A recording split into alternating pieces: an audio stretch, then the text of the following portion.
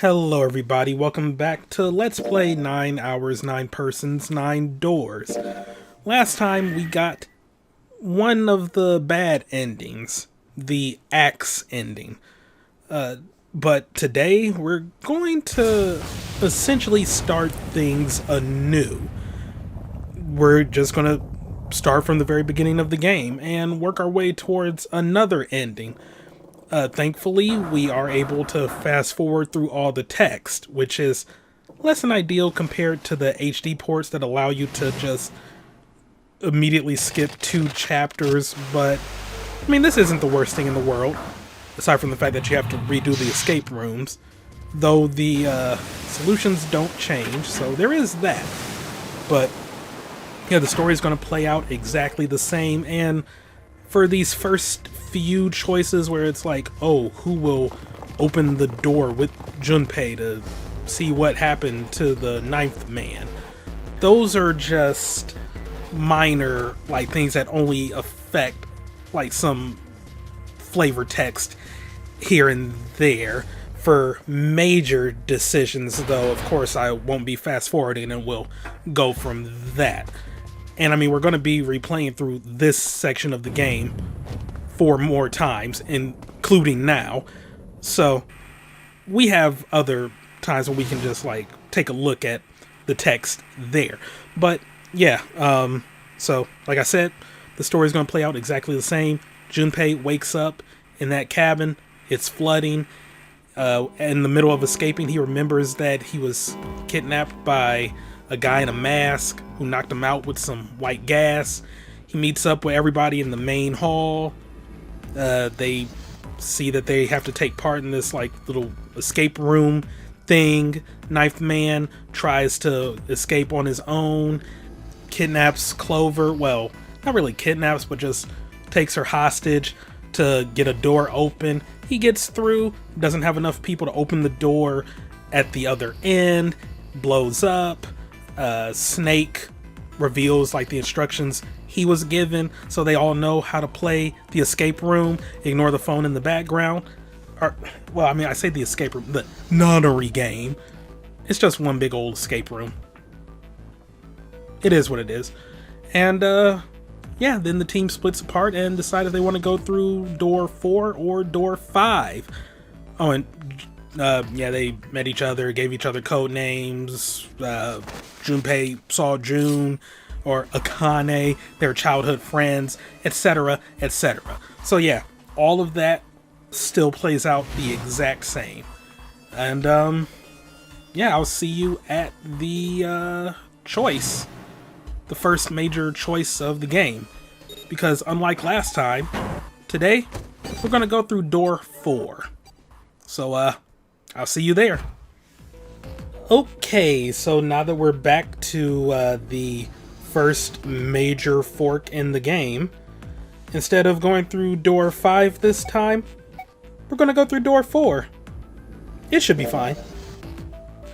Decided that door 4 would be fine. He would go through door 4 with Lotus, Santa, and June. Why had Junpei even considered doing otherwise?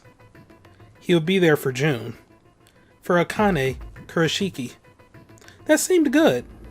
He felt it was the right choice to make. He made no shows of affection, but Junpei saw her as something more than just a friend from his childhood. He watched the other 4 walk toward their door. Ace, Snake, Clover, and 7. Junpei said nothing as they left. Before long, they had reached door 5. They talked to one another for a few seconds, saying things Junpei couldn't hear, and then laid their hands one by one on the scanner panel of the red.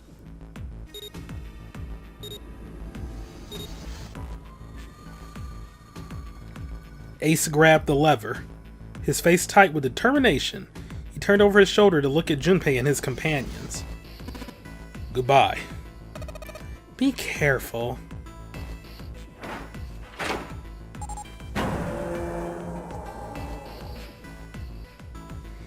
As Ace pulled the lever, the door swung open, the mouth of a great hungry beast. Beyond the door, Junpei knew lay the sad remains of the 9th man. It did not surprise him that Ace, Clover, and 7 hesitated. The body was not a pleasant thing.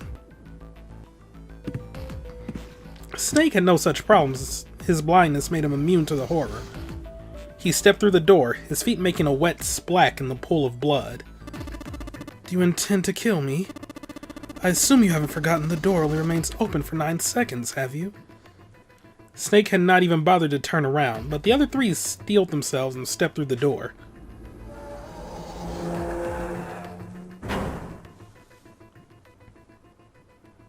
Door 5 swung shut, closing with the heavy finality of metal upon metal. Junpei and his companion scrambled to the door. They pressed their ears to it in an attempt to hear what might be taking place on the other side. It's beeping. It's just like before. Probably the sound of the detonator on the bracelet. Do you think they're okay? June's face showed her concern more plainly than her words ever could. Almost as though in response to her question, a voice rang out from the other side of the door. It was Seven. Hey, there it is! That's gotta be that dead thing! Come on! Get over here! We gotta authenticate!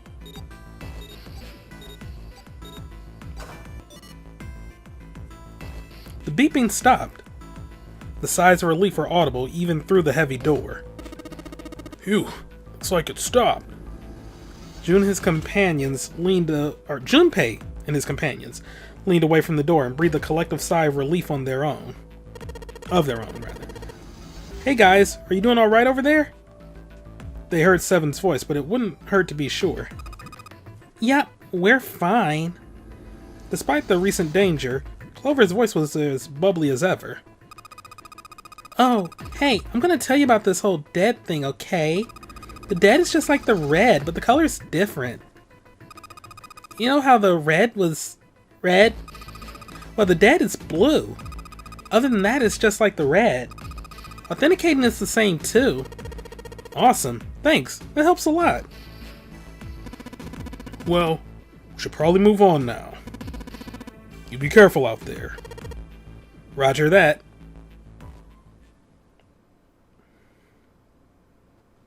Junpei and the others left door 5 and headed toward door 4. They stood in front of the red and placed each of their hands upon it.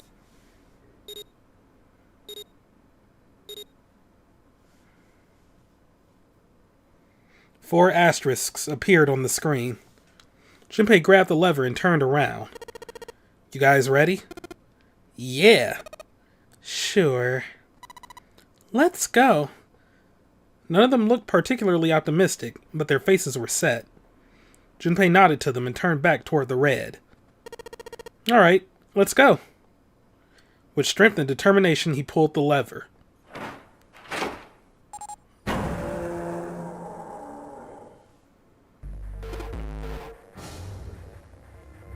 Run! Four of them leapt through the door together.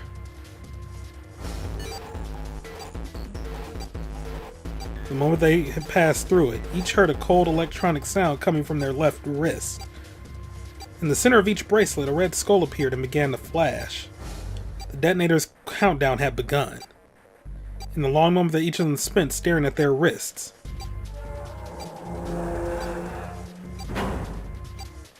the numbered door behind them closed, the sound of metal on metal reverberating down the hallway. There was no way back now. They were committed. They could not find the device to deactivate their detonators. Hey, where the hell is the dead? How would I know?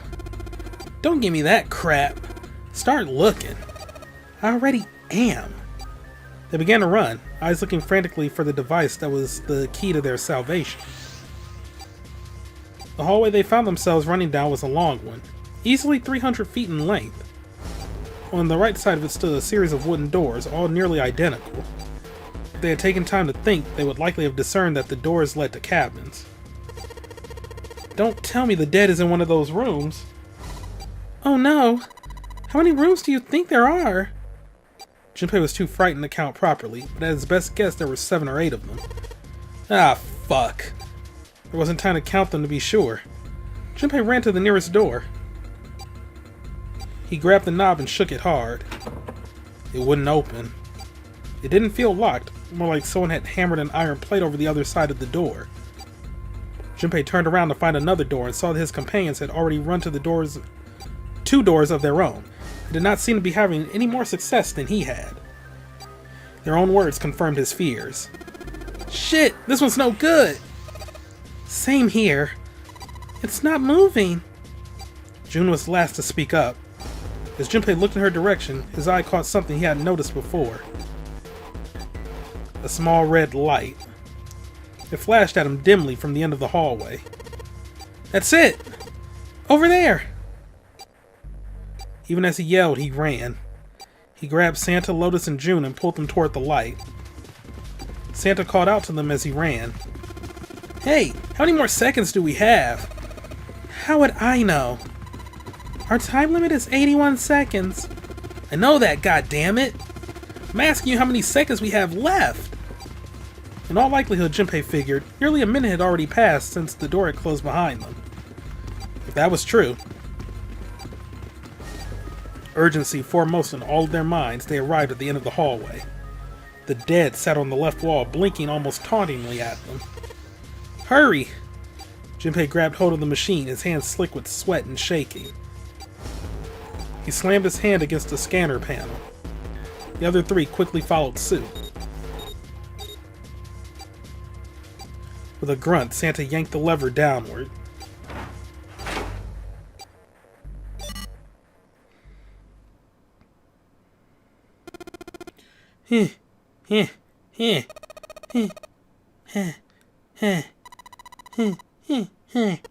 Panting sounds. Phew. Looks like it stopped. His hands beginning to steady, Junpei wiped away some of the sweat that had beaded on his forehead. As they caught their breath, the four companions began to look around. At the end of the hallway lay a heavy-looking set of double doors.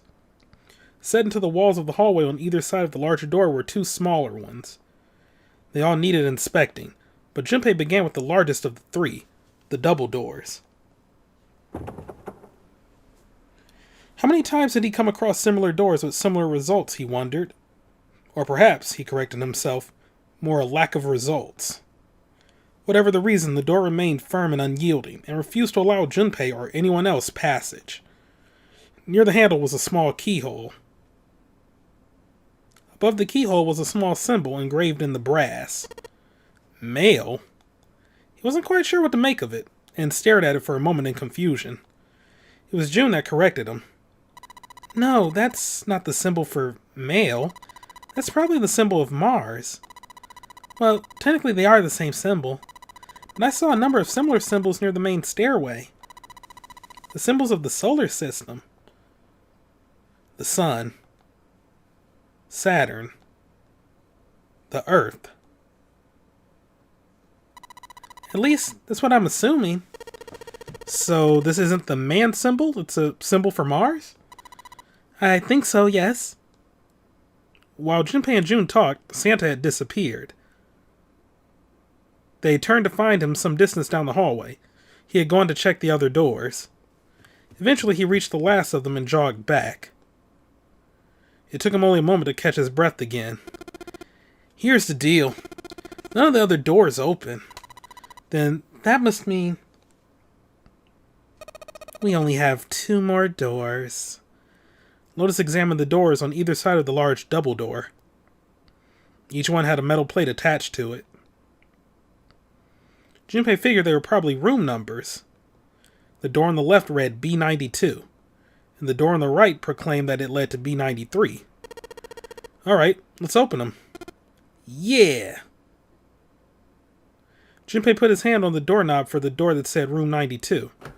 Santa moved to the door to room 93.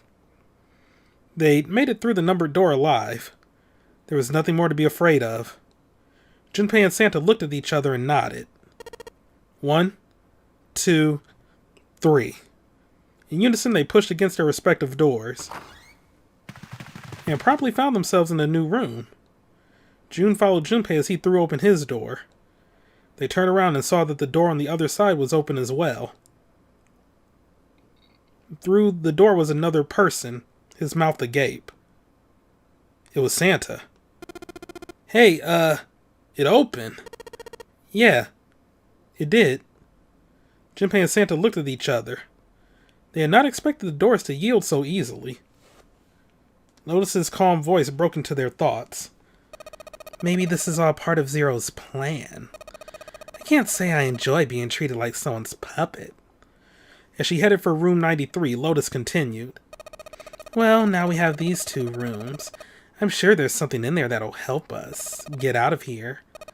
Let's find it. Santa and I will search this room. Junpei and June search the other one. Alright. Okay.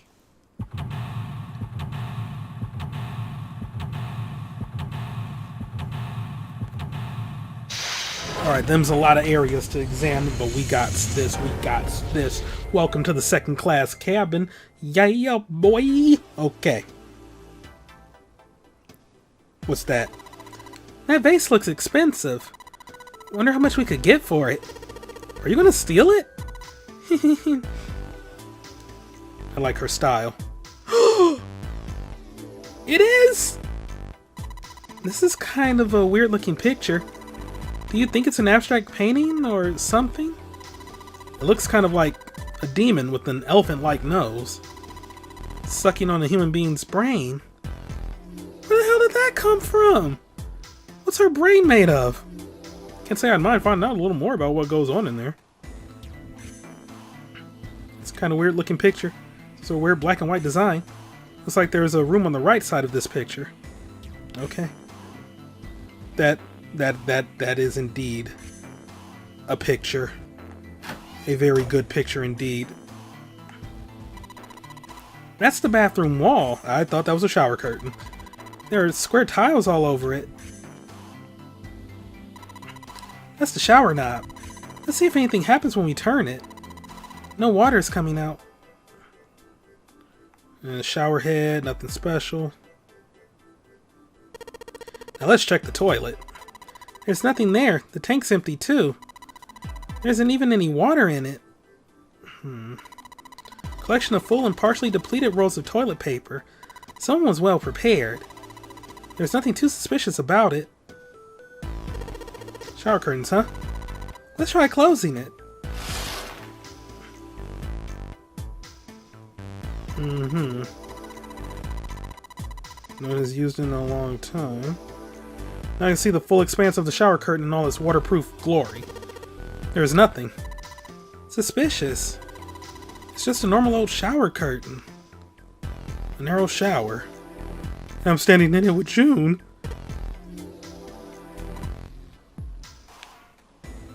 This is awkward.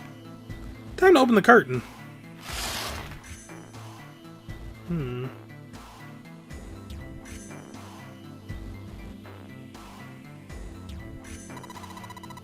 Jumpy, do you think there might be something on the shower curtain? Well, maybe? Wanna try closing it? Oh, nothing from this side either. Huh. Yeah. Not much was accomplished there. Before I go through that door, I'm just gonna... There's another door. Thinking of going over to Lotus's room. Could look around here a little more before you go. There's a lot for me to do here all by myself. Alright, fair enough, fair enough. A spray bottle? Okay. Jumpy, what are you doing? We don't have time to be relaxing on a sofa. Fine. We got matches. It's a box of matches. There are matches inside, obviously. Alright, well, we got some matches. Junpei looked down blankly at what he was holding, then up at June. Oh yeah, how's your fever? You feeling better now? Yes, I'm feeling fine. June certainly looked fine. Junpei held his hand on her forehead for a few seconds. It seemed her fever really had gone down. Are you worried about me?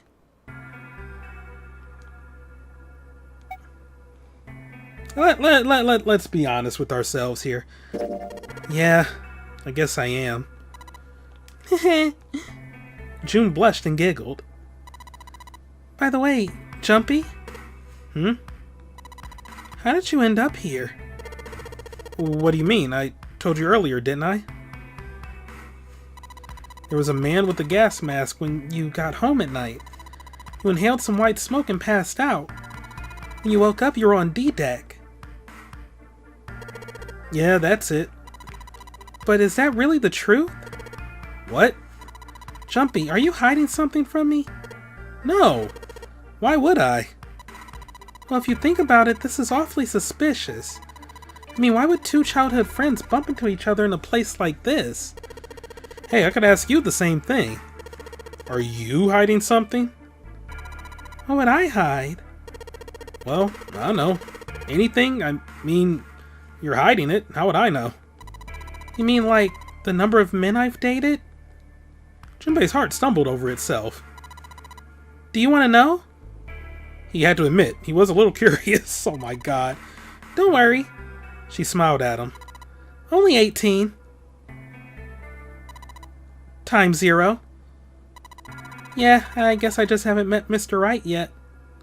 June looked a little embarrassed and scratched the back of her head in a desperate attempt to seem nonchalant.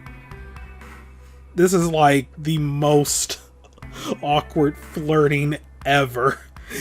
Junpei coughed quietly in much the same way. Anyway, I'm not hiding anything. Just like you, Jumpy. When I woke up, I was on D-Deck. Well, you do have a point. I mean, why did Zero pick us? We haven't seen each other since elementary school. June nodded, and for a few moments she had the faraway look of someone in deep thought. Look for what connects the victims. That will lead you to the culprit. Do you remember Seven saying something like that? Yeah, I do. So? Well, that's what I'm saying. I think this must all have something to do with a classmate of ours. You got any ideas who it might be? No, nothing. Oh. Well, if it had something to do with school, then it could be one of our teachers, or maybe the principal. Or the janitor. Or the lunch lady. No, I can barely remember any of them. Yeah, I know. Junpei went back to searching, feeling unpleasant and confused. Elementary school. Elementary school. Was there anything strange that had happened in elementary school? As he searched the room, he continued to rack his brain. Wow, could you just imagine that? Like, oh wait, something stuck on my screen there. Okay. But yeah, could you just imagine that? Like, Saw. Only Jigsaw is after people who did shit in elementary school. You want to play a game, little Jeffrey? Oh no! Anyway, it's a display case. But there's nothing being displayed. How sad. Looks like the drawers are empty too. Oh, thank you for saving me that trouble. Anything in there? Bed! A wooden cupboard. There are cups inside, surprising no one. Oh, god dang it. It's a bottle with water in it. This is a bedroom. They probably have it here because your throat always feels dry when you wake up. You know? My throat's dry, but I think that's because I'm a little nervous right now. But we did run a lot, so we're kind of sweaty.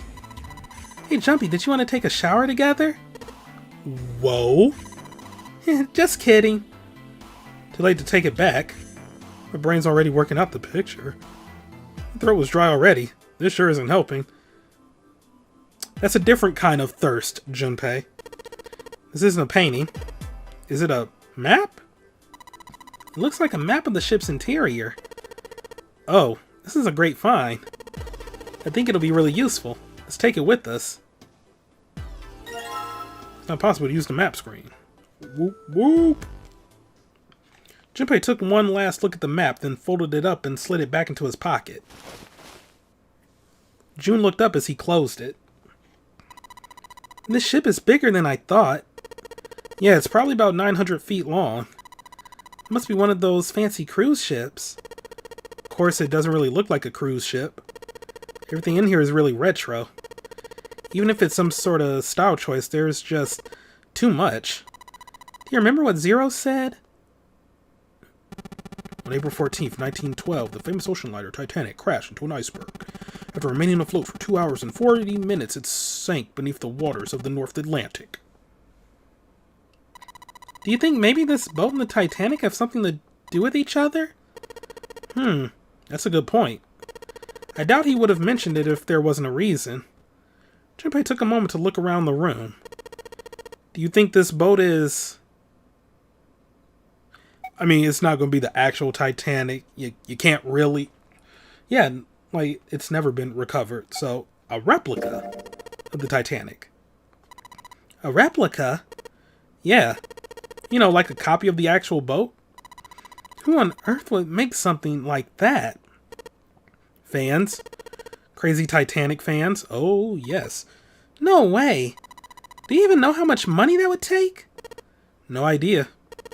But all they've got to do is break even, you know? Break even? Yeah. They could use it as a cruise ship. Climb aboard a piece of history. Sail around the world in the resurrected Titanic. Hell, with marketing like that, they'd probably have more customers than they know what to do with. Do you really think people would want to ride on a ship with such an ominous past? You have too much faith in humanity, June. It's the site of the worst accident in history. Over 1,500 people died. I wouldn't be surprised if you'd get cursed just for going. A curse, huh? Jumpy, do you believe in that sort of thing? You know, curses and stuff?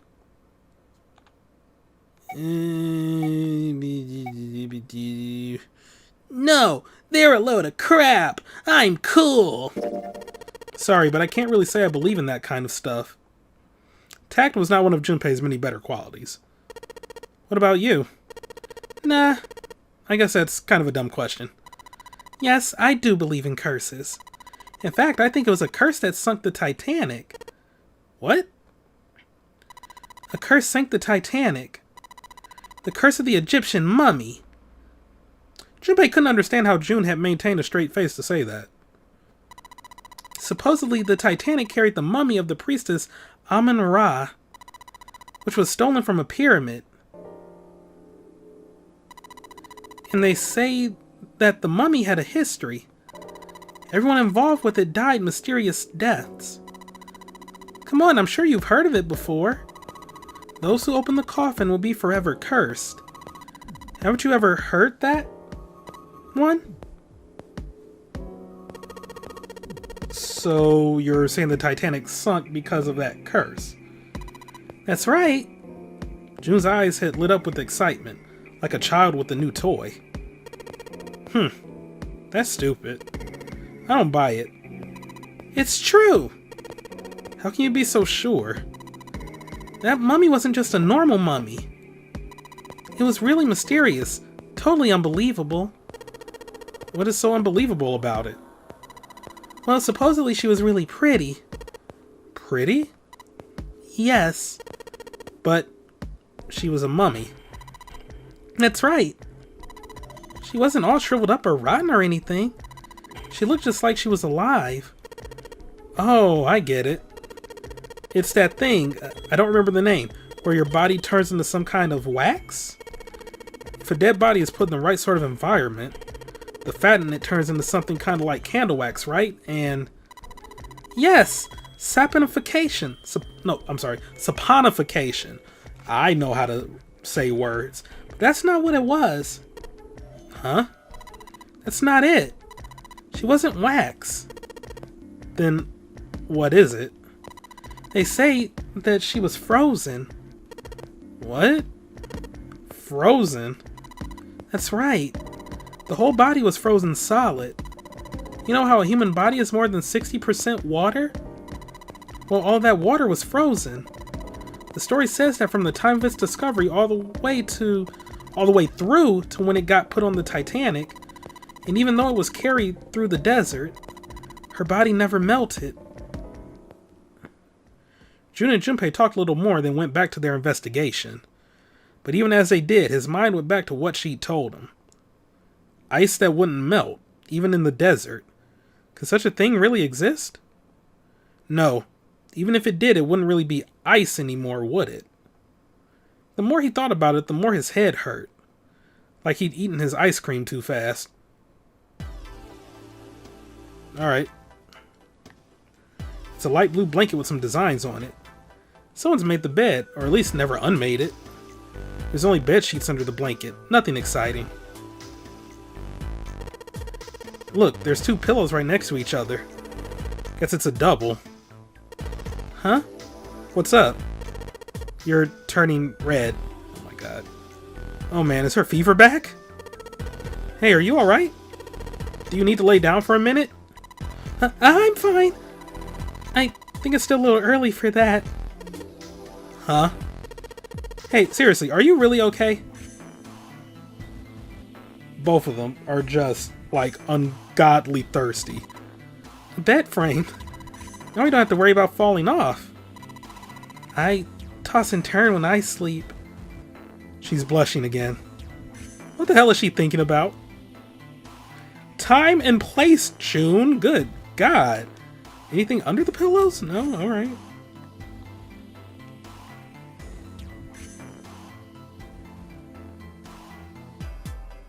Okay. Chair that goes with the dresser. There's nothing particularly interesting about it. Ooh. A key. Do you think it's the key to the dresser? You just open the dresser, June.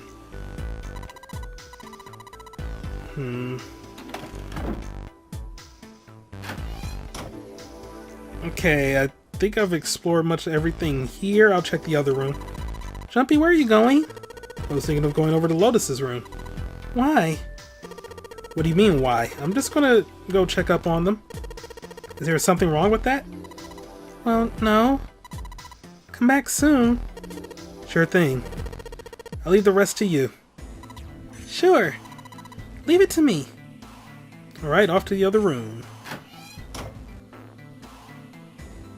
Some valuable vase. Empty, though. Seems to be a room on the left side of the vase. There's a square tile in this frame. It's glued in there quite well. I don't think you can take it out. I wonder if we burn the glue? Nope, okay.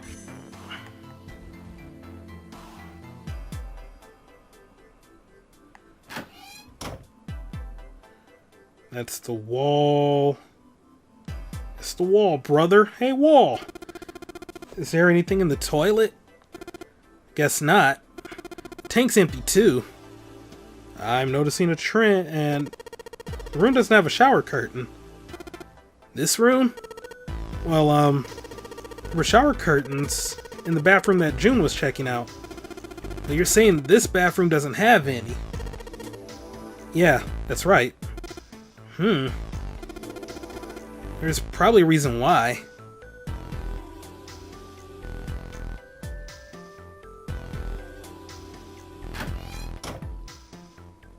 Okay. Hey, check this out. That's a pretty nice sofa. I know. It's a shame I can't take it back with me. My god. Ooh, candle. Well, alright, well, we got this. Well, this is a display case. Check it out. These plates and shit look really expensive. Want to take a look?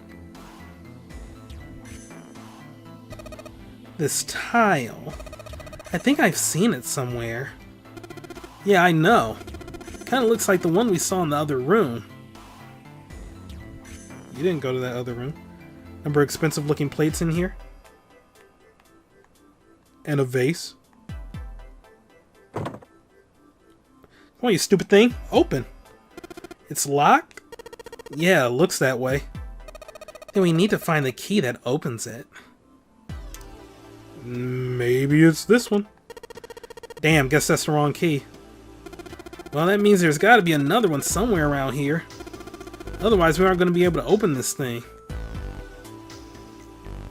I do see that candle. A candle with a candlestick. This might come in handy. Wait.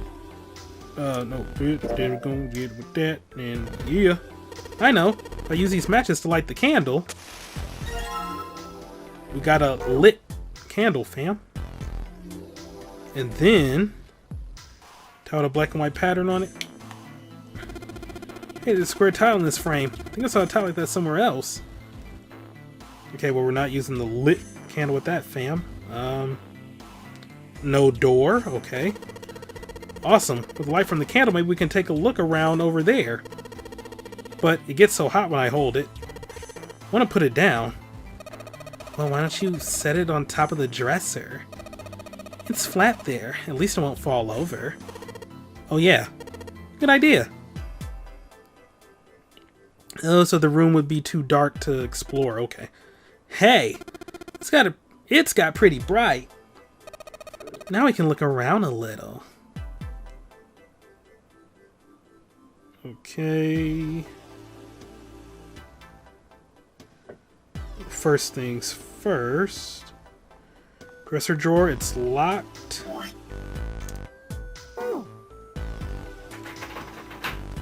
And it opened. We got a tile or a plate. That's a strange design. Is it ceramic? It doesn't look like there are any puzzles in it.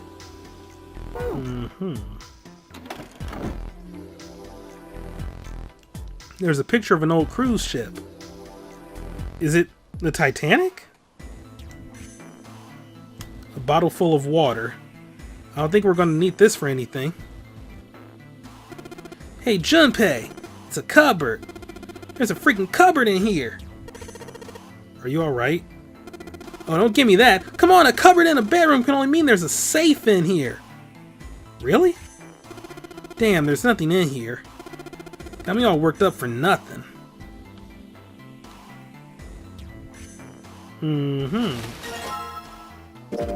A curtain, huh? Well, it's got all these metal rings. Probably you could hang it from something, you know? Yes, but it doesn't look like a normal curtain. The way it feels, I think it's probably waterproof. Which would make this a shower curtain. A shower curtain, huh? Okay. 2 pillows in a pile. Oh. A pile of pillows. Is that supposed to be some kind of joke? Hey, calm down. Was that really supposed to be a joke? Lotus, what? Anything under the blanket? Nope, nothing suspicious here. Okay, a girl with burning red eyes stares back at me. Gah! I'm just messing with you. There's nothing there. Way to break the fourth wall. No, still not suspicious. No ghosts or girls either.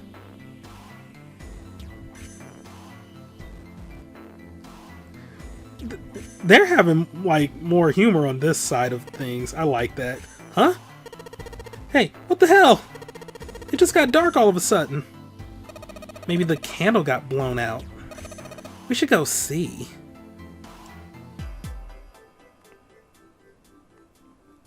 There's a candlestick covered in melted wax on top of the dresser. Hey, what's this? The top of the candlestick looks kind of weird. You're right. It's all bumpy. Candlestick key. This part of the candlestick where the candle goes looks like a key. A key, huh? I think I ran into a lock I couldn't open earlier. And me thinks me knows where that be. Will it? Yep. It opened. Alright, pull that shit open. Junpei proceeded to pull that shit open. Alright. We got another plate. Hey Junpei, you got a minute? Santa had shown up out of nowhere and gave Junpei no small start. Here, take this.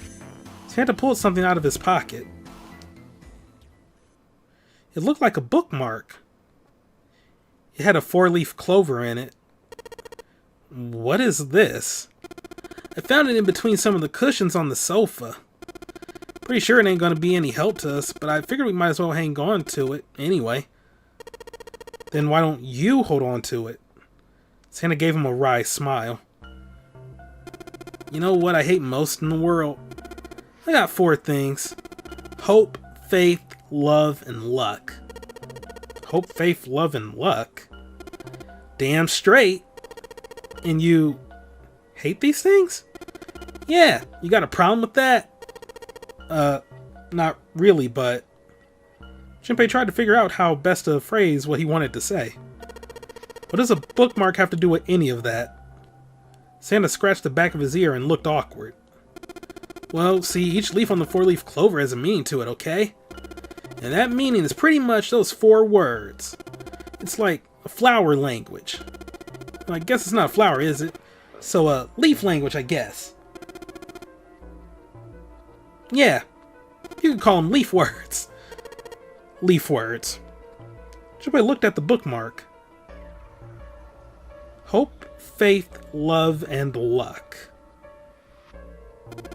So, yeah, I want you to take it, okay? Just touching it gives me the creeps. Take the damn thing, alright?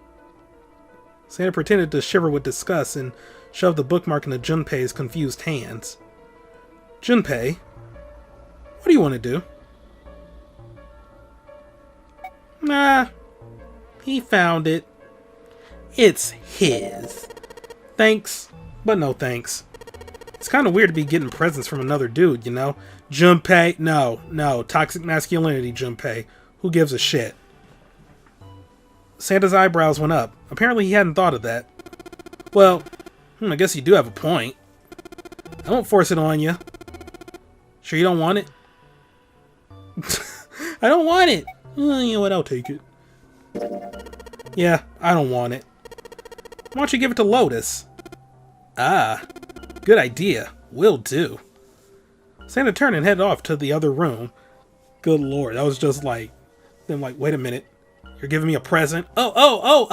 Pause! It's not like I, like you or anything. Like, good lord. Hey, you old bag! I just found the perfect thing for a woman in her 40s. And at that moment, Santa was murdered. He walked into the next room waving the bookmark. Junpei turned back to his work.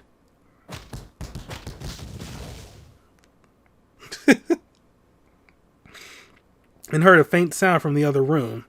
The sound of bones breaking. I'm just going to pretend I didn't hear that. Junpei returned to his search with renewed vigor. Oh man. Okay, so we're just going to go in here. Get that shower curtain. Bada boom. Curtain rod running along the ceiling. Let's put that shower curtain on those hooks. Let's try spreading the curtains. Oh, that's a pretty obvious peephole. Somebody's really dedicated. Well, the hole this big, you gotta wonder if maybe they want it to be caught. So you're saying maybe the one getting spied on was into that shit? Maybe they were into, like, those home invasion fantasies. Home invasion? Interesting, I see. You two are real idiots, you know that?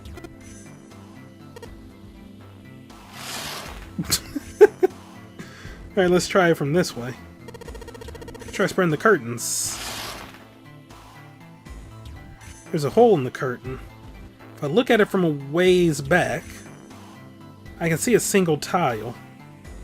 Alright, from here I can see what tile it is. Looks like it's 5th from the top and 3rd from the right.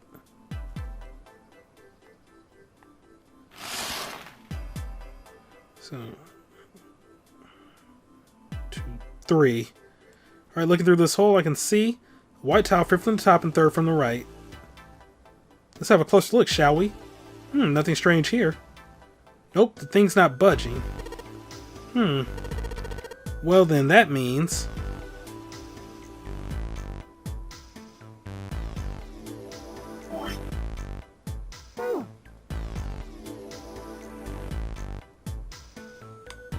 That means what? Oh, the other room then! What's up? You're going back already? Well, I can't just leave June there by herself. What, you think you're her knight or her protector or something? You're creeping me out. Whatever, man. I'm going. Hi, June. I'm back. So 1, 2, 3, 4, 5. 1, 2, 3. Here it is. Yes, this one's loose. I think I can get under this with my nails and... Yes. Alright. We got a plate. Let me just take a quick little look-see. I can never forget that. The exit. Lotus and Santa are in the room on the other side. I'm gonna go check up on them. Alright. There's a tile in the frame, so I guess I'm supposed to put the tiles in the empty spaces. Alright, I'm gonna give it a shot. Oh, freaking Lord Jesus Christ. No, it's a sliding puzzle. Okay,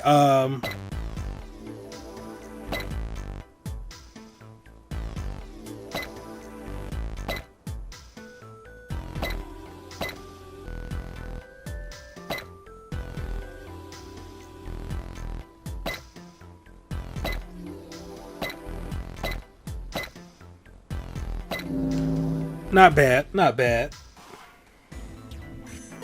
Yes! I did it!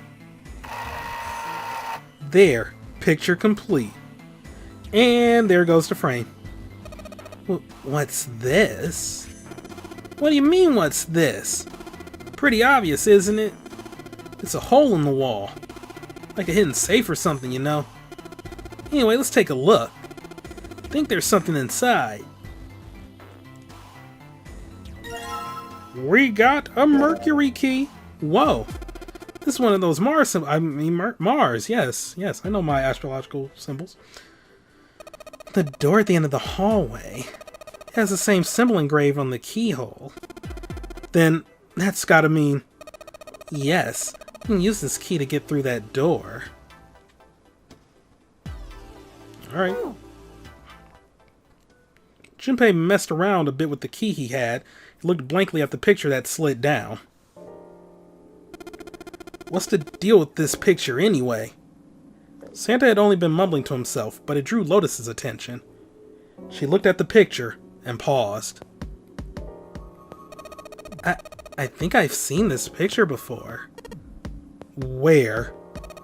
In a book. There's a British biochemist named Sheldrake. It's a rather interesting theory. I saw this picture in his book. What's this interesting theory? Morphogenetic field, which relies on the theory of morphic resonance. Man, I can't deal with this. Just listening to you talk about it is giving me a headache. Santa put his hands on his head as though he were in great pain. Lotus merely arched an eyebrow in his direction and continued.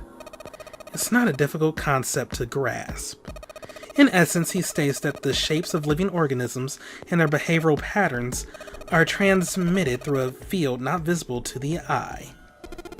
What part of that isn't difficult exactly? Lotus did not look pleased. Alright, how about this? Theory of the telepathic mechanism. Telepathy? Yes, telepathy. Well, perhaps not exactly telepathy, but it is close enough for a simple approximation. Santa suddenly burst into laughter. Are you serious? Telepathy? Who do you think we are, kids from the 70s? I can't believe someone would actually do serious research on something like that. Yes, I agree. Lotus's response was surprisingly curt. Junpei had expected at least some conflict. I read the book, but I can hardly say I understood it. I'm in no position to defend or condemn anything it said. It was probably just someone latching on to a statistical outlier from some study and turning it into a ridiculous theory. There's no scientific merit to any of it, I'm sure. But even so,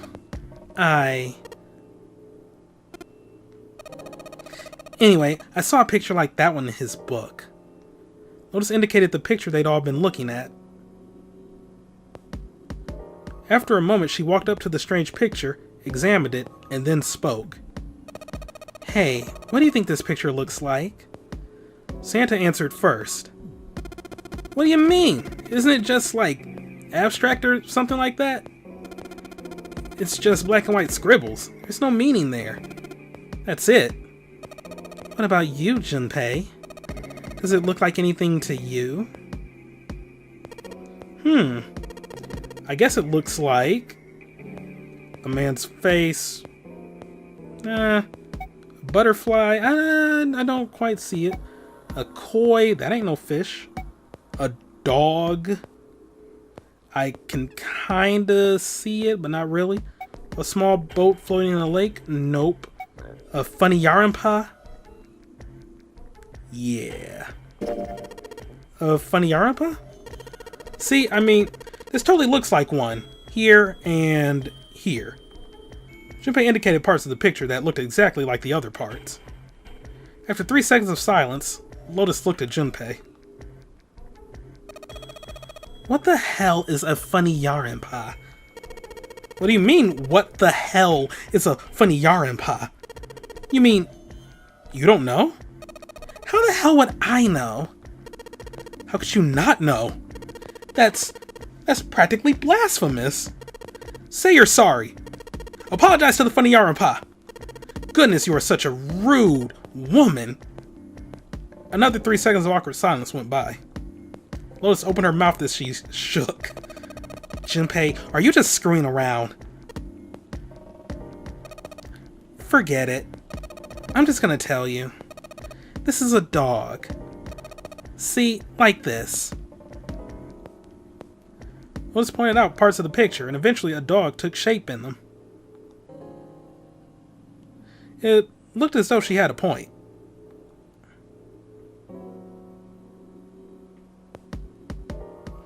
It was a dog. Santa also nodded in agreement. So? Now we know what it's a picture of, but I don't see how that helps us. Lotus nodded and began to speak. A TV show from Great Britain did an experiment once. They took 2 similar pictures. Both of them were difficult to identify initially, but once you'd figured out the answer, you couldn't see it as anything else. The first picture was a woman wearing a hat.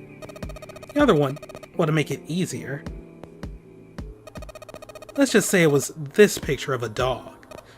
So, their experiment, first they sent the pictures to other parts of the world where British radio and television didn't reach.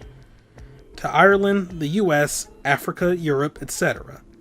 Then in each country they gathered a number of test subjects. All in all, there were roughly 1,000 people. Those 1,000 people were shown the 2 pictures and asked, what does this picture look like to you? The results, in and of themselves, were not terribly interesting. 9.2% of the people saw the lady in the lady picture. 3.9% saw the dog in the dog picture. Then, 2 days later, they broadcast a new show. During the 30-minute show, they broadcast a dog picture and its solution. The audience was estimated to be 200,000 people. After the broadcast, it could be assumed that the number of people who knew the solution to the dog picture now totaled over 200,000 people. After another 2 days had passed, they gathered a number of research subjects from areas where British TV and radio did not exist. This time, they were only able to find a sample of roughly 850 people. Naturally, none of them were people who had participated in the first test. They were, however, given the same test and the same 2 pictures. The results were shocking. 10% of the people saw the lady in the lady picture. The previous test had yielded a 9.2 success rate. The change was not statistically significant. The dog picture, however, produced a very different result. The percentage of people able to successfully find the dog grew from 3.9% to 6.8%, a very significant increase. So, do you understand? Do you realize the significance of this experiment? There is no way the second group could have seen the picture. They lived far away from Britain and couldn't have seen the picture. But even so, it was only the success rate for the dog picture that went up. Why? How did that happen? What does it mean? Lotus looked back and forth from Junpei to Santa and back again. Normally calm and collected, she looked now as though she were very nearly possessed, and there was something manic about her manner. Santa took an involuntary step back. Junpei didn't budge and stared straight back into Lotus's eyes. Does this have something to do with that field or whatever it was that you were talking about earlier? A field not visible to the eye? So if more people know the answer, then that information will pass through the field.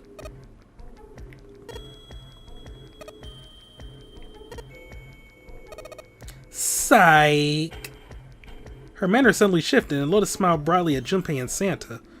She waved her hand dismissively, doing her best to laugh the whole confrontation off. Oh, I was just kidding. You really shouldn't take me seriously.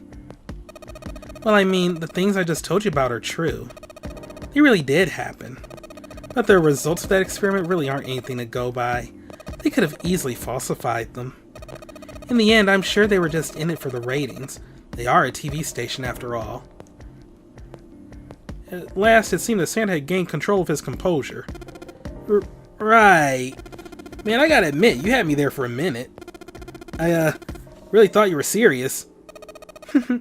Of course not. Like I told you before, I'm sure it's all just pseudoscience. Oh, okay, right. Santa and Lotus laughed and gave one another jovial claps on the shoulder. Junpei, however, didn't feel so much like laughing. Something felt wrong, unclear. Maybe it was her disrespect of the Funyarinpa. Alright, enough nonsense. We've got the key. Let's get out of here. Word. Lotus and Santa walked away from the picture, but Junpei stayed, staring at the picture of the dog. I mean the Funyarinpa. A field not visible to the naked eye. Morphogenetic field. The more he thought about it, the more his head hurt. I love that the Funyarinpa is like a meme among the Zero Escape fan base. I even joined like a Facebook group that was like Church of the Funyarinpa or something. Like it's just, I love it. All right, let's go to the hallway. I'll go get June. You guys head to the door. Okay. Roger that. Yes, it unlocked. Good job, Junpei. Good. Now we can get going. Come on, what are you guys standing around for? Let's get out of here. Come on, Jumpy. Let's go. All right, let's go.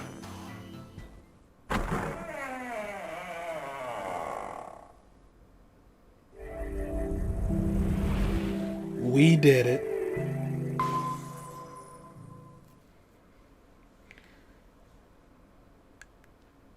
What awaits, though? Well, a wide hallway.